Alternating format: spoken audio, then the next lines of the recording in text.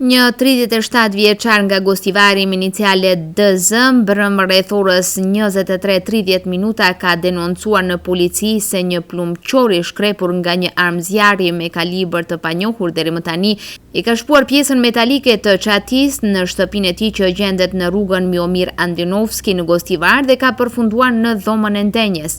Në atë kohë në dhomën e katit të tretë të shtëpisë së tij nuk ka pasur asnjë antar të familjes dhe pasojat janë vetëm të natyrës materiale. Në vendin e ngjarjes është kryer inspektim, fotodokumentimi i dëmeve të shkaktuara, është gjetur dhe marr plumbi i shkrepur dhe aktualisht po punohet drejt asaj se kush, prej kujt dhe për çfarë arsyesh plumbi ka përfunduar në dhomën e ndenjes në shtëpinë e banorët Gostivarës. Sektori i punëve të brendshme Tetov apelon deri tek qytetarët që të përmbahen nga krisjet me armë zjarri. Njëherësh përkujtohen të gjithë qytetarët se krismat e këtilla paraqesin prishje të rendit dhe qetësisë publike dhe si të tilla sankcionohen me nenin 31 nga ligji për kundërvajtjen ndaj rendit dhe qetësisë publike.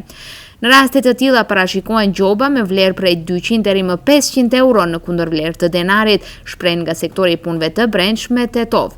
Nga ky nivel njoftojnë se krahas gjobave, përdoruesit e armëve të zjarrit mund të ballafaqohen edhe me privim nga liria, nëse nga veprimet e tilla pasojat janë më serioze, siç bie fjala lëndim pa dëshirë ndonjë personi në afërsi.